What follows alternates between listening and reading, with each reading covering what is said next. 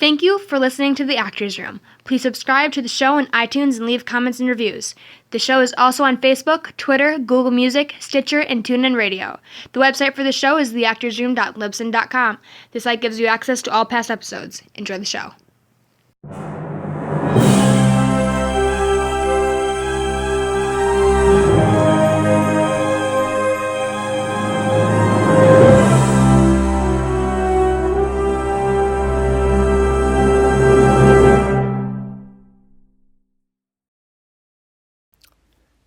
Yes. Hello there. My name is Jeff Tarowski, and this is The Actors Room, episode number 80. And this week, we highlight an actor that is absolutely and ridiculously amazing. This is a very important episode of this show. Maybe one of the most important episodes I will ever do. Mickey Rourke is quite a character. I've talked about many people in this podcast, many actors mostly, some musicians. I felt David Bowie was an amazing figure, quite talented, had a lot of contribution to his art, our art. David Bowie was incredible. Mickey Rourke falls under a category that almost doesn't exist. And when I say that, I mean, this guy was very much like a Marlon Brando. You know how much I appreciate Brando. I've said it in my show many times. Mickey resembled Brando in his acting style. To me, a natural, just had it. God blessed him with this talent. Just a wonderful, rare ability that Mickey has. And thankfully, he chose to share it with us. And if you out there don't know about Mickey, I hope you enjoy this episode. Lots of information. He's quite the character, this guy. I've been following his career since I watched Diner, one of his most popular films, way back in the day, early in his career. Fell in love with that film, and I fell in love with him. As much as I loved the Kevin Bacon character in Diner, Mickey Rourke proved to me that he was an actor I would follow, pay attention to, watch all of his films. He's special, a very special talent, and I can't wait to dive into this guy. What a guy, right? It's going to be fun, interesting, and I'm hoping to get it into one part. If it's two, hey, these things happen. I'll have to break it down, cut it in half, and continue on maybe next week. But we'll see what happens. I'm hoping to fit it into one part. And me keep talking will lower those chances. I will get on to Mickey, his real name. Okay? Get this. Didn't know this. I thought his name was Mickey. It's a nickname. Mickey is a nickname that his mom gave him. His real name is Philip Andre Rourke, the same name of his real father. Philip? He doesn't look like a Phil. Does he look like a Phil? He looks nothing like a Phil. And Mickey says he actually likes the name Phil and thought about changing it back at one point. Andre, though, looks nothing like an Andre, but that's his father's name, and his father was kind of a dick. Left the family when Mickey was 6 years old. The mom and dad obviously did not get along. Mom hated dad. And that's why Mom chose to call him Mickey, a nickname, instead of calling him Phil, because it would remind her of the dad. Mr. Rourke, the father, was a carpenter and an alcoholic. Mother's name is Annette. But I find this interesting. I saw an interview with Rourke at the Actor Studio. And James Lipton, the host of the show, asked him what his mother's name was. Mickey paused, thought about it, and just said M. He said his mom's name was M. What? And James Lipton looked at him and said, what was with the pause and why just M? And Mickey just simply said, well, shit happens. Here you find Mickey having issues with his mom, obviously. Couldn't even say her real name. Her real name is Annette. He referenced her as M. M, short for mom. He couldn't even say mom. Deep resentment in this man. The deep resentment comes to this. When his parents got divorced, the mom remarried. She remarried a cop, and they moved down to Florida. Mickey was around 7. When they moved to Florida, because originally, Mickey grew up in upstate New York, and the cop had the family move to Florida, Miami. This cop beat on the mom and also beat on the kids.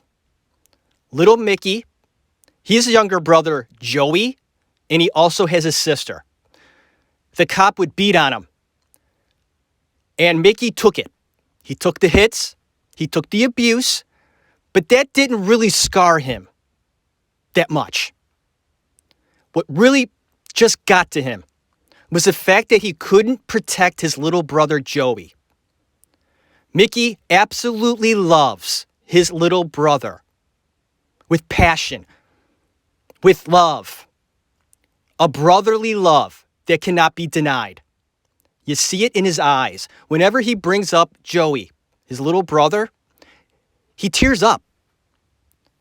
And it just fucking pissed him off that at the age of 7, 8, 9, he wasn't big enough yet to defend against this fucking asshole beating the entire family. You got abuse. And there's nothing Mickey could do. He took that on. And it affected him for the rest of his life. In school, Mickey did pretty bad.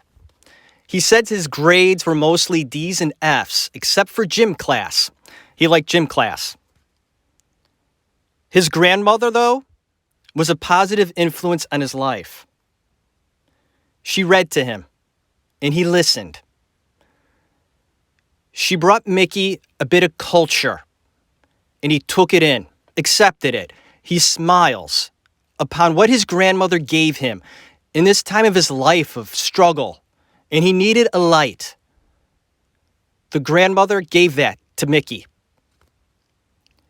He went to Miami Beach High School. He played baseball and hated the coach. This is a theme you're going to see with Mickey, with authority. He didn't like it. He didn't like being told what to do and when to do it. The coach would want him to pay attention to the signs that they do at third base, the third base coach, and Mickey would stare and just ignore them and do what he wanted. This theme will come up throughout the episode of Mickey, standing up for himself, okay? He wasn't afraid to tell anybody what was on his mind, and in the future will hurt his career. And this is important. At this time in his life, Mickey went to the theater, the movie theater, and he saw a film, a Brando film. Thank you. Thank you. Mickey brings up Brando a lot. Ha! I knew I loved the guy. I didn't know why. Doing my research, I found out why. He loves Brando, and he brought up Brando often and says that one of the very first movies he ever saw, Mutiny on the Bounty, with Marlon Brando. And I saw that movie a while ago. I liked it. It was panned. Audiences hated it. Well, they didn't hate it that much, but it didn't do well. It didn't recoup the money that, these things happen. Brando was just a wreck at this point in his life. It was just so difficult on set. But Mickey brings up mutiny and says he was just blown away by the performance of Marlon Brando in this movie, especially at the end when Brando dies, the death scene. Many say, that death scene is monumental. And Brando would have ice put on his back to shiver as he's dying. Very real. And Mickey liked that. He liked that performance. It intrigued him. Could be that spark in the very beginning that gave him an interest. That might be something I'd want to do in the future. He's pretty young at this time. I had that experience too. Just going to live theater, seeing it done on stage is much different from going to a movie and seeing it. I mean, it's good to go to the theater and see a movie. But seeing live shows, I was blown away by a live show. That's what got me interested in acting. When I saw it, live, on stage, these actors just doing their thing. And I could see it right there. These people doing it for real. Rourke got that watching Mutiny on the Bounty. Marlon Brando, oh yes, coming up early in this episode. Thank you, Mr. Rourke. In 1971, Mickey was a senior in high school and had his first small role.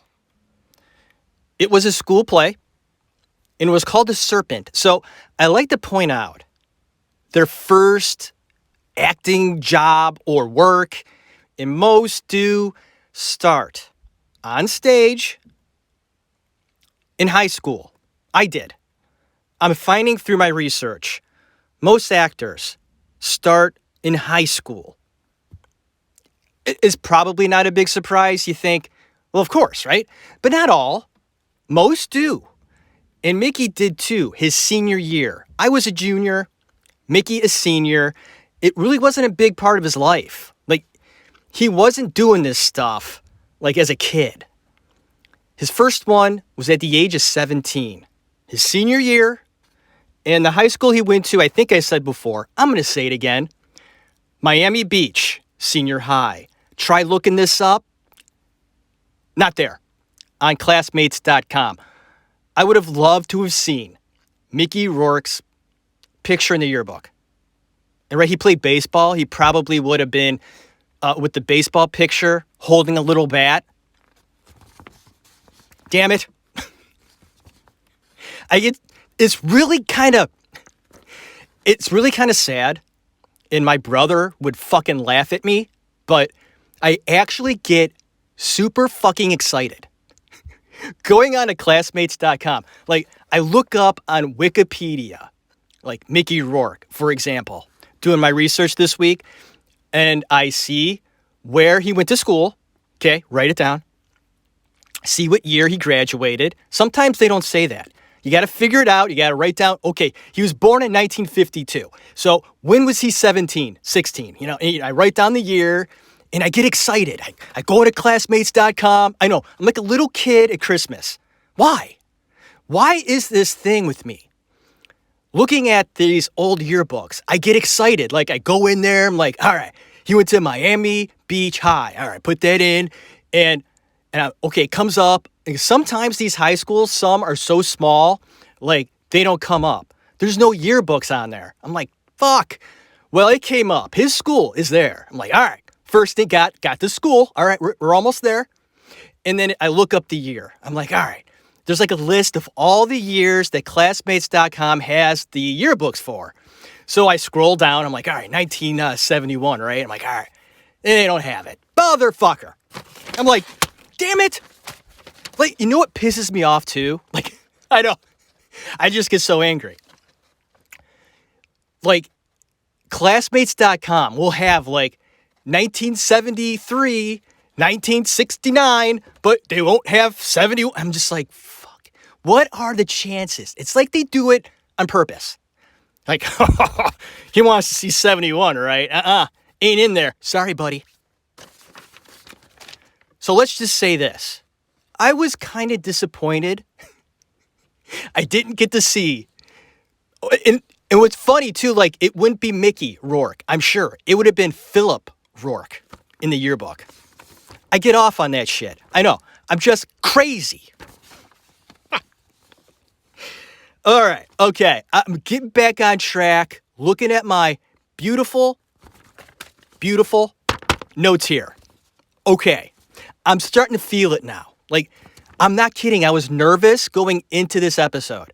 I sat here in my little room, in my closet, for 10 minutes. I'm not kidding.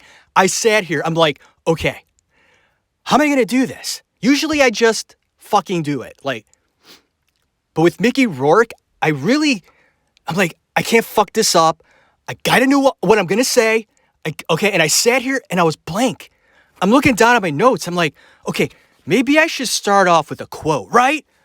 No, I'm doing it at the end. That would be stupid. I'm not going to do that. Like, some of Mickey's quotes are just priceless. They're just really good. And I thought, I'll start out doing that. And I'm like, yeah, I'll do that. And I didn't. I did something completely different. As soon as I press record, like, everything goes out the fucking window. It's like,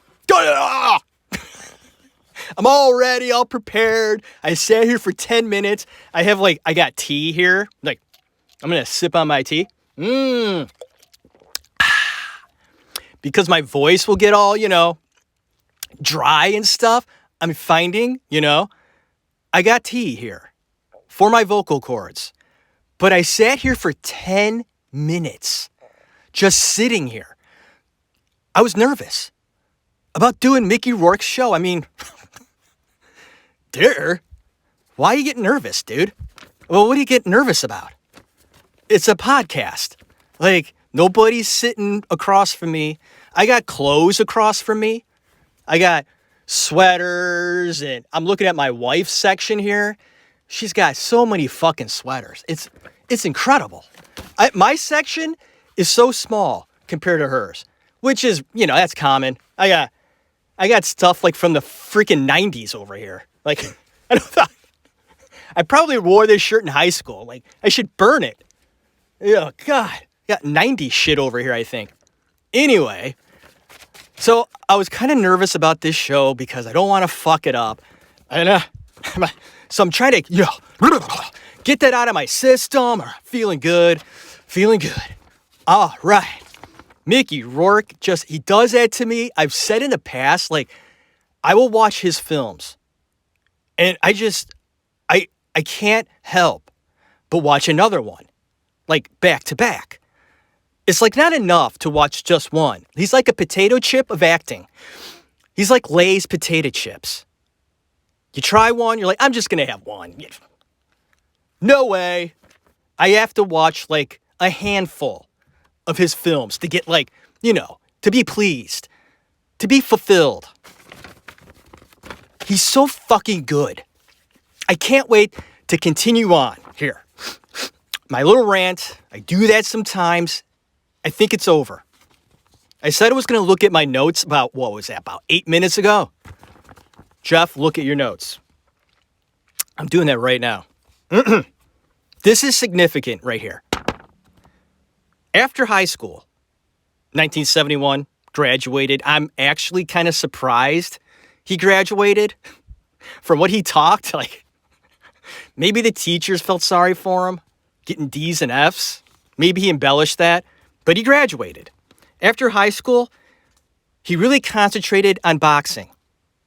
At first, it was a hobby, but later, something more. He trained at the boys' club in Miami.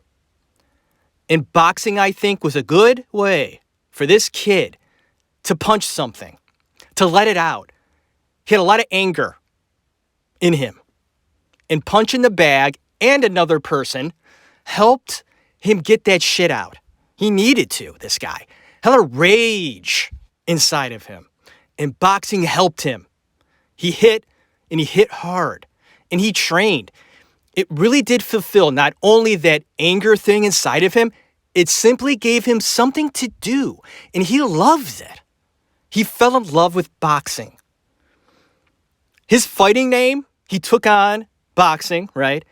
And he made a name for himself. Okay, not Mickey Rourke. He called himself Florence Romeo. Now that's tough. Florence?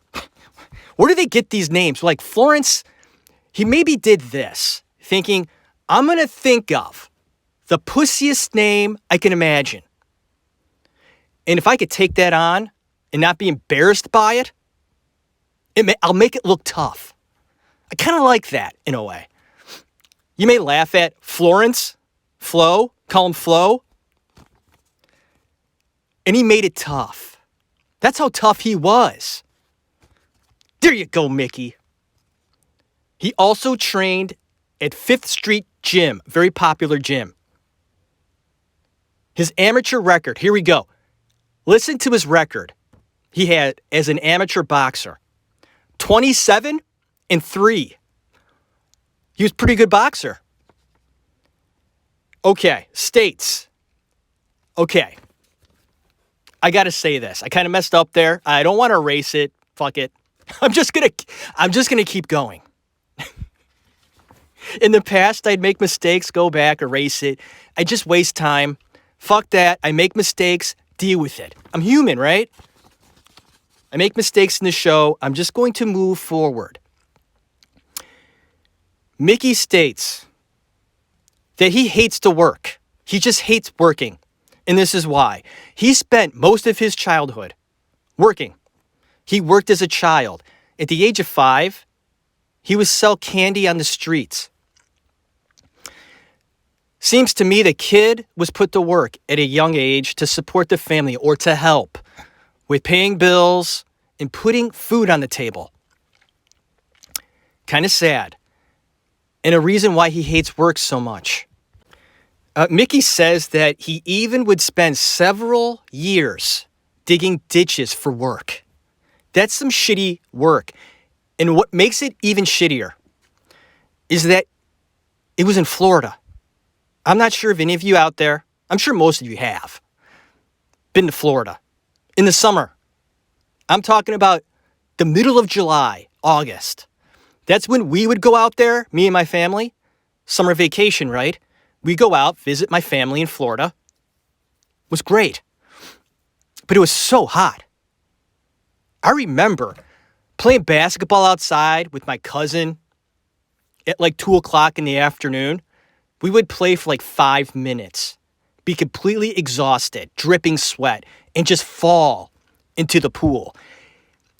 Imagine working in that. And my uncle worked outside in Florida, and he'd wake up at like 4 in the morning, and you'd hear him in the morning putting all the ice in his cooler, just breaking, cracking ice, filling his cooler with ice at 4 in the morning.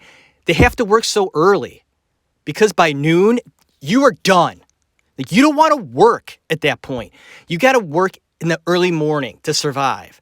And poor Mickey Rourke, at a young age, was digging ditches in the beaming hot sun of the Florida skies, beating down on him. Hard work, shitty work, and a reason why he hated to work. He felt that I can't do this anymore. He was a bigger kind of kid, so he could do the work, but it breaks your back. It breaks your spirit. It just breaks you. So he's like, fuck that shit. I'm done. I'm going to try to do something else. And this is what he, this is where he went. This is what he tried to do next. He tried to be a gangster, folks, in Miami. Whoa, okay. He thought, why not? Digging ditches sucks. Being a gangster might pay off. I might be good at this. We'll see. We'll see if I could do this. This is for real. Mickey Rourke, at a young age, teenager, was selling drugs for a living in Miami. I guess one of the drug deals early on in his gangsta life went bad. Bullets flew around him. And he says, It ain't like the movie, folks. Okay? It's not like the movies. It all happens real fast. Bullets fly past your head. And you go, okay, Mickey at that point realized, being a gangster, not for me. Kind of want to live, don't want to die. Woke him up to the gangster life, and that was over. And thankfully, thank God, thank you, God, a friend of his at the University of Miami, was it? The University of Miami. A friend told him, Mickey, I'm about to do a play. I'm directing it. One of my actors quit. Fucking bastard, just quit. He bolted. I need to fill his role. And I'm thinking, you might be good at acting. You said you did a little in high school. You liked it. You want to do it again? And Mickey, fresh off of his gangster life, pretty much over. Hey, he had nothing going on, right? Digging deep ditches, done with that. Selling drugs on the streets of Miami, not for me. Acting. Yeah, sure, buddy. Mr. Director, I'll be in your show. It was a play, right? Yes, it was a play. It was called Death Watch. And how the man playing the role of Green Eyes, right? This other actor, he quit, so he took on the role. Work got the part. And immediately, right after doing that role, he became enamored with acting. He just fell in love again. And instead of boxing being the love, okay, which he did well and was pretty good at it, had a great record, but boxing hurts. After a while, he was showing signs as a boxer, okay, that he was losing his memory, short-term memory. And getting bashed in the face a lot hurts. And, he was done at that time with boxing. Acting, you're not going to get hurt as much. Emotionally, you might, okay? But he was ready to take that on. This was a hobby at first, maybe. But I think he realized after doing this play, Death Watch, and people telling him, Mickey, you're fucking good as an actor. Keep going. See what happens. Thankfully he did. Thank you. Thank you for hating being a gangster. God bless you, sir. You're not a gangster, Mickey. You are an actor. He decided at this time to drop everything, or what he had, and move to New York City. Oh, yes, he did. He was completely broke. But his sister gave him $400 to get him started. Only $400. And he thinks of that today. And thanks his sister. Thank you, sis. Because if it wasn't for his sister loaning him or just giving him $400 to get him started, Mickey studied with Walter Lott and Sandra Seacat for 3 years. He was always afraid to do scene work. He was shy in that way. His teacher finally had him do an exercise. Other students were getting up in class, doing their scenes, and Mickey just sat there. Teacher would say, Mickey, your turn. And Mickey would say, not yet. Mickey, it's a week later. Mickey, ready to do your scene work? No, still not ready. This frustrated his teachers, especially Sandra Seacat. She tried and had to break this kid. He had the talent. She saw it. But he was afraid to let go in front of people in class. I said I wanted to do an acting class episode, acting school episode. And I mentioned that acting school isn't for everyone. It's not. Mickey felt he needed it. Acting school was for him, and he did it. But he was afraid to get up in front of the other kids in class. He was bashful, shy, afraid. Mickey Rourke was afraid, ladies and gentlemen. Does that strike you as interesting? It does for me. Because he looks so confident. Look at him act. All the roles that you've seen him in. You think, that guy was never afraid to do anything, but he was in the beginning. Some actors aren't, some students aren't. Most are. I noticed that. In my class, a lot of kids are just, they want to act so bad. Like they know they could do it. They have the talent, the drive. But once you're faced with it in class, you're like, holy shit. I want to impress these people so much. These are your colleagues, your teachers, not high school. Like when you're performing in front of high school, your friends, okay, it's different. When you're in front of classmates, teachers, you feel like you have to like overperform. And that's when you mess up. And you don't want to do that. Mickey was afraid. So Sandra, his teacher, gave him an exercise and said, what do you love? What would make you feel comfortable, Mickey? And Mickey thought, boxing. I love to box. Boxing. How can I do something with boxing? I'm going to give you an exercise. I want you to come into the room next week. Okay? Your space. Make it your space. Whatever it is. And Mickey made it the locker room right before a boxing match. Getting ready for a fight. And he sat down. He made the room specific.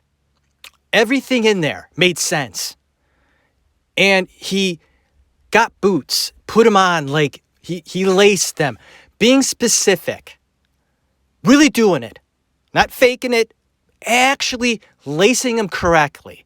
Making it real. And he broke through. At that moment, the teacher did it. She made Mickey feel comfortable on stage by making things specific to him. He felt comfortable there. And this was a breakthrough for Mickey Rourke. Feeling comfortable, not only in front of his classmates, which was important, and the teacher, but with himself. That's a big thing, to be comfortable with you. Sounds fucked up, right? You think, I could be comfortable with me. I don't have to worry about me. Yeah, you do. You got to worry about you. And as an actor, being you is hard. To just be you. Like, they'd say, you're being naked, you got to show your true self to us, not that other shit that you do, fake shit. I want to see Mickey, the real guy. That's hard. And in that exercise, being in that boxing atmosphere, something he loved, something he knew about. He knew about that shit. Put him in a place of safeness. Is that a word? It is now. I just put it in the dictionary, in the thesaurus. He was safe in that environment. Breakthrough for Mickey Rourke, a huge step in his process as an actor in the early stages. And the teachers knew. They were talking about this kid. In the late 60s, early 70s, when he was in acting school, there was a buzz about Mickey Rourke. This kid is going to be incredible. People were talking about him. Getting a taste right there and then that Mickey Rourke was going to be big. Okay. The Actors Studio. Not the Actors Room. That's the podcast. The Actors Studio. Founded by Lee Strasberg. A monumental touchstone, just amazing school back then. Okay? Right before it lost its swagger, because it did, it's called like the Strasberg School of Theater now. It's not even called the Actor Studio. And they may have changed it since then. I'm not sure. That's what they called it in the 90s when I went to acting school. They would cut it in like 3 sections. For me, with acting schools, there was Juilliard, and only like the elite went to Juilliard. Plus, you had to be like incredibly smart. But in acting school, you had the Strasberg School, which some kids went to. You had the Neighborhood Playhouse, and you had the American Academy of Dramatic Arts. And kids would boast that they went to the Strasberg School of Theater. And I always was like, well, whatever. You know, I was never big on the Strasberg technique, the method. I thought it doesn't work for everybody. I didn't get it. I liked the Meisner technique that they taught at the Playhouse. I thought that was really good. And the kids would boast about going to Strasberg. They didn't even call it the Actor Studio. But back in the day, the Actor Studio was the place to be. It was. Like, if you got in there, like, that was a big fucking deal. That was it, baby. And Mickey was right in the middle. At that time, being in New York City, studying acting, getting into the Actor Studio, like, that was primo. Get this. I love these stats. Fucking listen to this. I don't know why, but here it is. Harvey Keitel auditioned 11 times to get into the Actor Studio. 11. Took him 11. Jack Nicholson auditioned 5 times. Got in. Dustin Hoffman auditioned 6 times. 6 before he got in. How many times did it take Mickey Rourke to get in?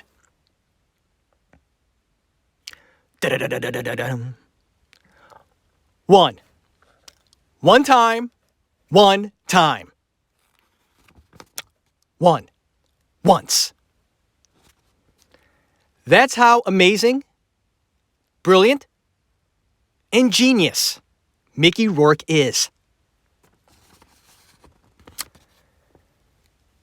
Famous and legendary director and fellow Actor Studio alum, Elia Kazan. Big-time actor, big-time director, just big time back then. Elia Kazan said, "That was the greatest audition I've seen in 33 years." Kazan said that. Look up Kazan if you don't know who Kazan is. Kazan was like, I can't even, like, Elia Kazan was like, he was involved in the group theater. He was incredible. Kazan knew his shit. And if Kazan, he like molded Brando, this guy, or one of the people that did. If Kazan says that to you, or just says it, period, that's saying something, I think. I'm making a big deal out of this, but I should. And you should hear it. It's big. Mickey Rourke deserves the accolades that I'm giving him, and a lot of people should, in my opinion. He kind of is a dick in some ways, and not. As we go through this episode in describing him, getting to know who he is, there's a reason why he is so great as an actor. He's got a lot of shit inside, like a lot of issues. Ones that have a lot of issues tend to just, and if they're able to do it, to show it to us, they're the great ones, folks, because they're able to just show us their hurt, show us their pain, and we go. Mickey Rourke was able to do that in his audition to get into the actor's room. I'm sorry. Yeah, he auditioned to get into the actor's room, to get into the actor's studio in the early 70s. One time, folks. He just needed that one time. His audition was so amazing, and he went there, so to speak. The scene was from Cat on a Hot Tin Roof. Great play, written by Tennessee Williams. Okay, it was a play. I think they made a few movies. Elizabeth Taylor was in it. Paul Newman. I thought it was pretty boring. I've never seen it. I watched it like a month ago.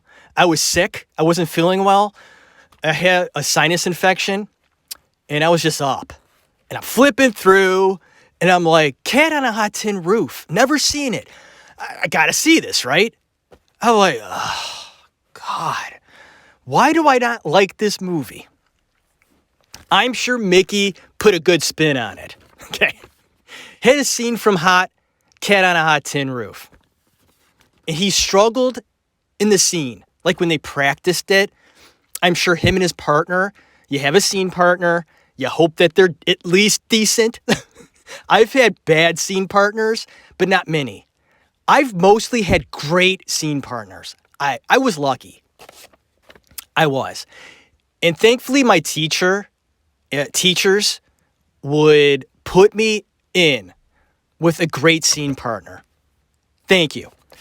Mickey hopefully had a decent scene partner. I'm sure they worked on a scene over and over again, and it just wasn't working. Mickey was frustrated. And the teacher could see also that he was frustrated too. She had an idea. Mickey, I need you to get personal again. Mickey's like, oh, fuck. Here we go. What are you doing to me, teach? But she did have a good idea. And this was a very important reason why Mickey got into the actor's studio. He nailed the scene because he got personal. The teacher told him, you need to go find your real dad. And Mickey was like, fuck, find my real dad? He left us when we were 6. He's an asshole. I don't know if that's such a good idea.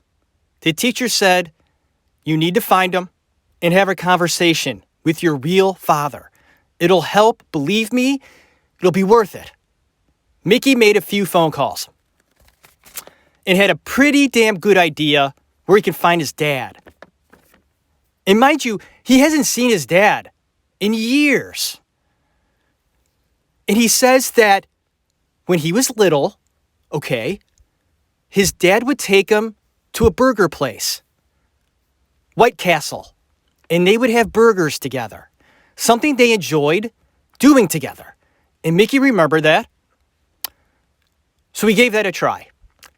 Went to White Castle, sat there for a while, and noticed a guy sitting kind of far away. The guy had his back to Mickey, but he looked so familiar. The way his back looked, and his arms, and his hands. They look like mine, he said. That's my dad, sitting right there. Mickey froze up. He actually froze up.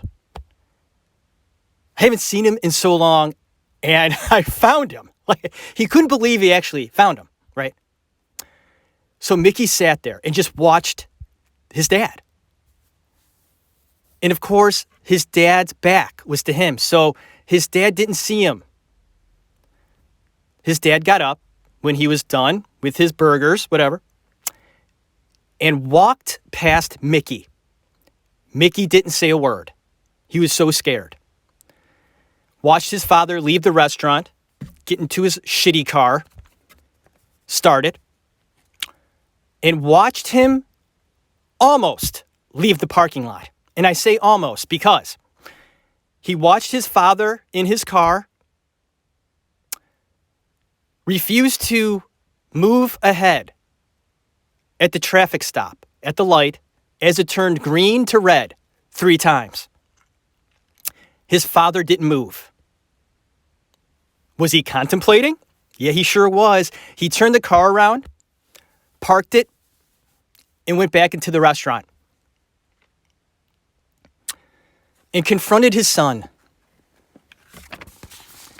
I have to really read this. It's kind of emotional. It's weird like that. Quote, "I looked too much like him," Mickey said. "And I didn't like that. So I stood in the gutter so I would be smaller than him." End of quote. His father told him this, quote, "I always knew you would come for me someday and find me." End of quote. His dad took him to eat, and they talked for 7 hours that night. Quote, this is from Mickey. "He bought me pork chops, mashed potatoes, and sauerkraut. And my dad had 22 screwdrivers. His dad had 22 screwdrivers while sitting with his son. That's a lot of vodka and orange juice, folks.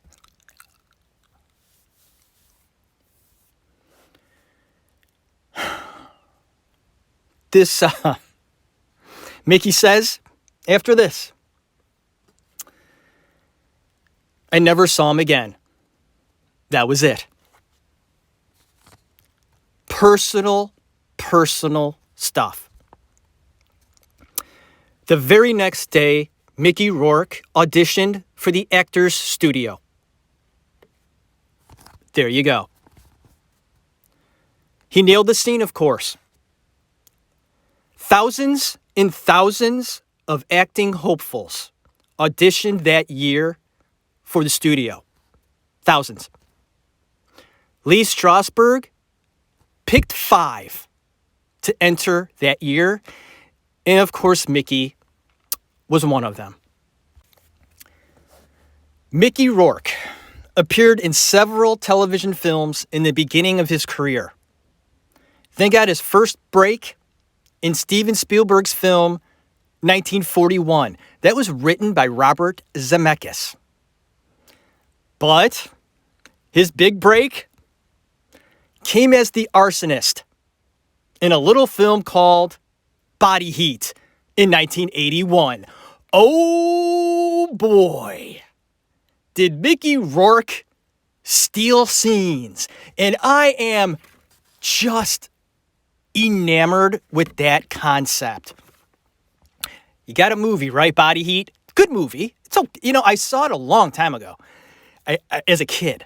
Okay, this came out in 81, right? I remember watching it. Probably shouldn't have. Kathleen Turner is gorgeous. She helped a lot of young teens in the 80s, becoming men. Oh, she did.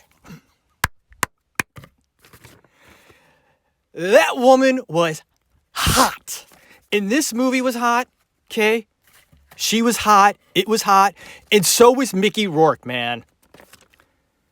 He stole scenes. And like I said, that concept is just, got a movie, and it's good, and the acting's pretty good. You got hot Kathleen Turner. It's going great. And you got this guy. Okay, he's in 2 scenes, I think. 2. A total of 5 minutes on the screen, folks. Just 5 minutes. That movie's like 2 hours, like most movies are. But this kid, young in his career, this is like his first big movie, actually. 1941 wasn't that good. I mean, you can find it. It's on providers. 1941. But Body Heat was good.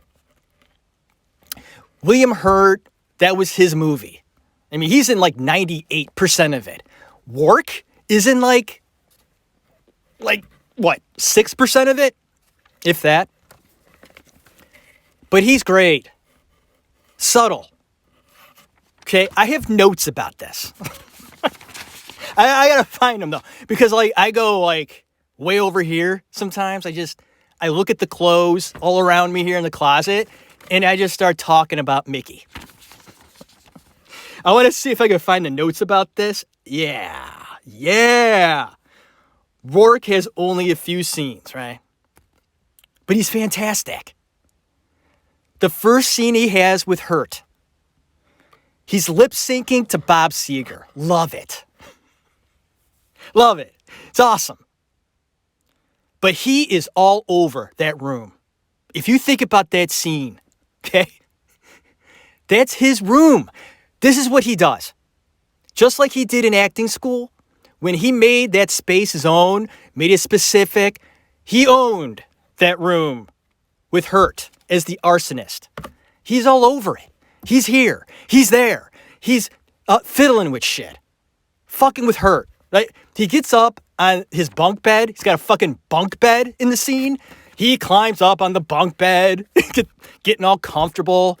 Like, you can't, like, it doesn't even, cross your mind that this is not his space. I love what he says to William Hurt. He goes, quote, "Are you listening to me, asshole?" The way he says that. I like you, okay? And there are 50 things that can go wrong, okay, in what you're doing. You think at 25, and you're a fucking genius. And you ain't no genius. I love it. I almost knocked down my tea. Whoa, that would have been a mess. I'm just all over the place with talking about Mickey. I get more excited about talking about him than like anybody I've talked about. And I have a deep, deep love for a lot of actors like Brando. But I didn't get this excited talking about Brando. You listen to my Brando episodes, I want to burn them. If you could burn audio on your podcast, I'd love to burn those, redo them completely. I was like this, doing the episodes. Back in the day, I was like, I'm like, sound like I have marbles in my mouth. Like, I wish I could redo all of those. But I didn't get that excited. Mickey, I'm like, talking about the man. He is the man. And that small role, and it's incredible. Doing my research on this guy, I found there are a lot of people that bring up this movie about Rourke. And doing the research and thinking about this movie again and kind of going over it, I'm like, wow, when I think of Rourke before I did my research, like this movie really, I remember it, but going back and watching it, his scenes again, I was like, yeah, okay. And people remember that role. One of his first, and maybe one of his best. Not a cameo, but just a small role. And wait a minute, I'm not done with Body Heat. I thought I was done. I stopped my recording. I'm going to take a sip. I had a phlegm out, I did. And I didn't want to phlegm out, like, on the podcast episode. That'd be gross. You don't want to hear that. But I thought I was done with Body Heat. I'm not done. I have more notes on that 5-minute performance he gave. I have more notes. In every scene, I'm sorry, did I fuck up there? I did. I look down at my notes sometimes. I'm like, what? I think that I mess up with my writing, but I don't. I just can't read. He tells William Hurt,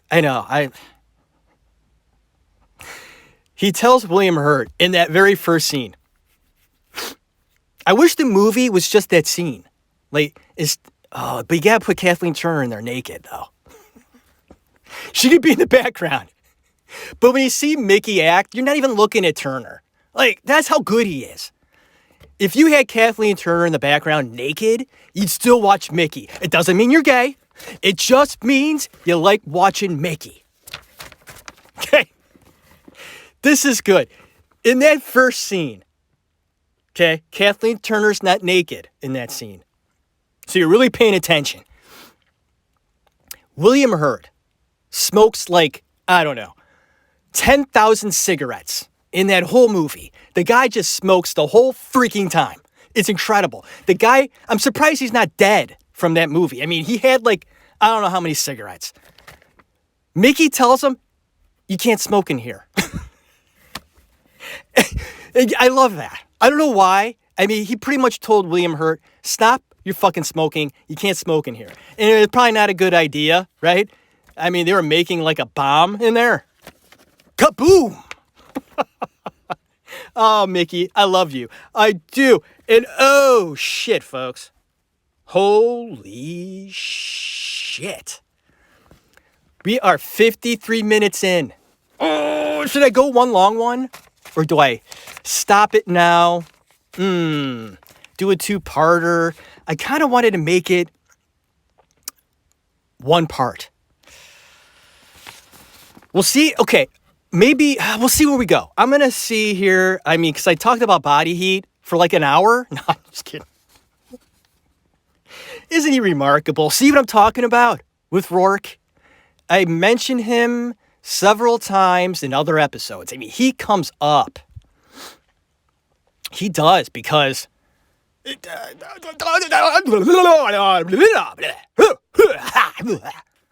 Exactly, right? You feel the same way. He's incredible. Diner. Remember Diner? Have you seen Diner? Okay, in 1982? With Steve Guttenberg, Paul Reiser, Daniel Stern's in it. There's a lot of... Daly is in it. The guy from Wings. He was in Wings. He's in it. Ellen Barkin's in it. It was written and directed by Barry Levinson. Diner. 1982. Love this film. That's a film. That's not a movie. That's a film.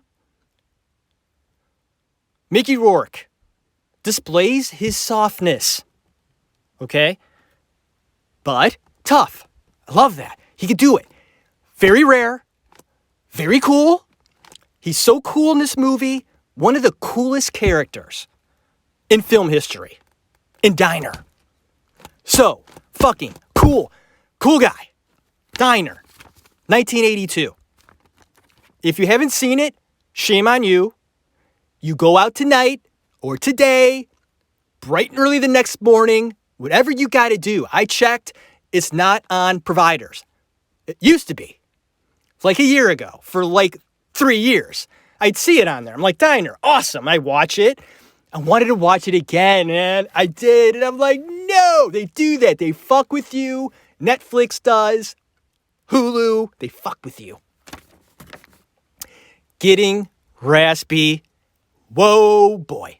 I'm like yelling in this episode. I'm like excited, talking a mile a minute. I apologize. I'm going to slow down. I'm going to take a moment. Wow. I got to chill. I'm so sorry. There are probably listeners out there, like, looking at their device, how you're listening to me, looking at your device going, cocaine. Stay away. I'm not on coke. I'm on tea. It is Gold Peak sweet with real sugar. That's not good. I shouldn't be doing this.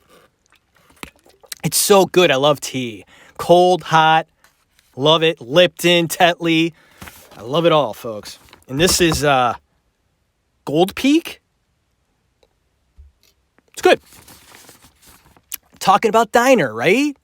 Look at my notes here. What did I have about... Oh, yeah. This is cute. This is good. Steve Guttenberg in the movie, right? Steve's good. I like Steve. Hasn't done anything in a while, but, he's been doing it forever. Whew. Steve Guttenberg had this to say about Mickey Rourke.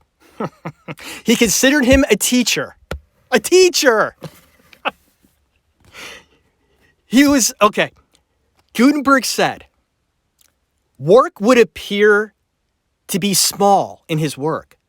Small gestures, small movements, just small in his work. And it puzzled Gutenberg. Like, what is he doing? He's failing as an actor. Okay? Gutenberg felt this way about Rourke at first. And then he saw the dailies, little tidbits of the film, and went, whoa, I was completely wrong. You watch the film, and his moments are huge. Rourke didn't care too much for Diner in his performance. He simply stated, I'm not a fan of comedy. And I personally feel that this movie was not a comedy. So, Mick, that wasn't a comedy, really. I mean, there's funny parts in it. Okay, horror movies have funny parts. Dramas do too. It's not all sad. There are funny parts. Mick, and he doesn't watch his movies. Okay, that's a little tidbit. Mickey Rourke really doesn't watch himself. He doesn't like it. Okay, some actors, I've said that they hate to watch themselves. They're like, I look at myself every day. I don't need to see more of myself. Mickey doesn't watch himself. Mickey, I'll watch you.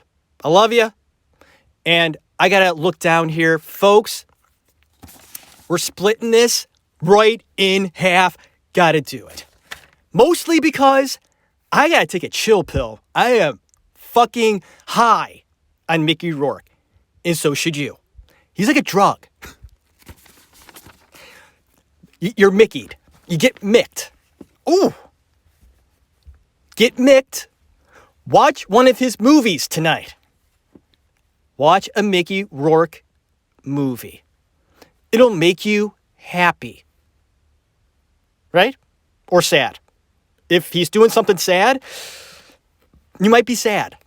Okay, and we'll get into that. In the next episode, he does a few films, projects, work that are quite sad. Get a glimpse of the real guy, the real man, the real legend. He's a living legend. And we're going to get into, it's got to be a two-parter. We got to get into other things about this man that will make you go, okay. This guy exists. He does. He exists. And you'll find out. Next week, a little cliffhanger. Things that make you go, wow. Mickey will do that to you. Believe me. I hope everybody out there is fantastic. I'm fantastic. I'm talking about Mickey Rourke, and I feel good. I'm glad I'm doing this show again. It brings out emotion in me, and I love talking about these great people. They're great. They're doing great things. We love to watch film. I do. And if you're listening to this show, you probably do too. You put in a movie, it relaxes you. It's entertaining. You get something out of it. Please support this show, The Actors Room. This is very important, by the way. And I'm going to come out, say it, and I'm meaning this. Go on to iTunes. I've said it before. I'm saying it again. And I'm getting angry now. My eyebrows they're freaking down against my eyes. Can you kind of hear it? And I'm going to say this. Go on to iTunes. Support the show. You go on there. You hear me? And you put in a 5-star review. If you haven't done that yet. I know you haven't. I know it. Do it. Do it. Please. My eyebrows are up now. I'm going to put them back down. I'm going to do it. Freaking do it. Please. It seriously takes 2 minutes, if that. Not even 2 minutes. That hurt. I clapped, and it actually hurt my ears. Okay. It's because I'm in this small area, right? Ow. Ooh. Did you fucking put in the review yet? Okay, this is what we're going to do, okay? I am going to wait until you do it. I'm going to do it right now. You open up iTunes, okay? If you have an iPhone, you have no excuse. You go on to iTunes. You click on it, and I'm going to wait. Go ahead. Do it. I'll wait. Sorry. I got time. I have at least a few minutes. I actually have more than that. And I'm just going to sit here and wait. You're doing it right now, right? There you go, buddy. Good for you. Good for you, girlie. I didn't want to exclude anyone. And if I called you girly, I'm sorry. Beautiful woman, you're young and fresh. You're beautiful. Or if you're a man, if you're a guy, you're manly. Look at the muscles on you. Doubtful. I used to have a little. I got to work out. That would be the day. Boy, am I rambling. So sorry. If you're still listening, you're being entertained by my babbling in the actor's room. But I was going to say, support the show. I mean, I do mean it. I'm joking around, but it really does matter. I haven't got a review in a while. It's been like, since March or something. It's December here. Hello. That means I need one very soon. I do mean it. It helps. And it'll put me higher on the list of people looking for shit, looking for actors, looking for movies. I'll come up. And, oh, by the way, whoa, hey, whoa. Off topic, but not. This is the actor's room. Folks, I got some really interesting information. Was it yesterday? No, it was 2 days ago. About River Phoenix. Yawa. I've been in touch with a friend of his, and the information I found out is like not enough to do an episode, but it might. It might. Some juicy and disturbing info. If you're sort of following my River Phoenix thing, I got as like a side thing. And if I feel it necessary, I will just jump in and do an update, incorporate it into the show, the actor's room. Because, folks, it was a mysterious death. You know it, and I know it. Or you should know it now. And I'm telling you, wow. It's like unfolding in ways that I was just like, I knew it was mysterious, and I'm not crazy. Like, I knew something was up. But something is definitely like everything about it too. Like, and I'm finding out, hearing things here and there, and it's being confirmed by other sources, and I'm like, whoa. So there might be an update on River Phoenix again, like part 2. There might be parts about this. Unbelievable. And the world, how the world is. It's, oh my God. We live in this bubble, most of us. We do, folks. Oh, we do. We have our comfy bubbles that we live in. These comfy bubbles of just our lives. Okay? They're quite simple. Believe me, they are. They're very simple. When you find out information about other stuff and you go, really? And your bubble just pops for a second, and like you realize that The world's a big place, and there's stuff that goes on, and you go, wow. But thank you for listening to The Actors Room. If you're still listening and you caught that, a sneak peek into future episodes, but I hope you enjoyed the first part of Mickey Rourke in The Actors Room. My name is Jeff Tarowski. Leave comments and reviews. Visit the website, theactorsroom.libsyn.com. And in the very beginning, you heard my daughter, Madeline. She did that recording of the show years ago. When I first started the show, I had her, I had a script I wrote down. And I'm like, sweetheart, I want you to read this script. I'm going to put it in my podcast. And it said in the beginning, like my site and where you can find me. So listen to Madeline. She knows what she's talking about. Am I right? I'm right. All right. What a day. Please stay tuned for information and the second part of Mickey Rourke. Fascinating cat. Can't wait to talk more about him next week. I want to do it right now. I can't because my voice is getting strained and I have to drink my tea. May you have a blessed day, a great day, and a wonderful night. See that movie? Enjoy it. Open a nice beverage tonight. It's Christmas time. In a couple of days, it's going to be Christmas. And I did say I was going to do a Christmas movie. I said, fuck that. I don't want to talk about a fucking Christmas movie. I want to talk about Mickey Rourke instead. Thank God. So that's what I did. That's awesome. I couldn't delay it anymore, so there it is. Part 2 next week. Thank you for listening. God bless you. Have a good one.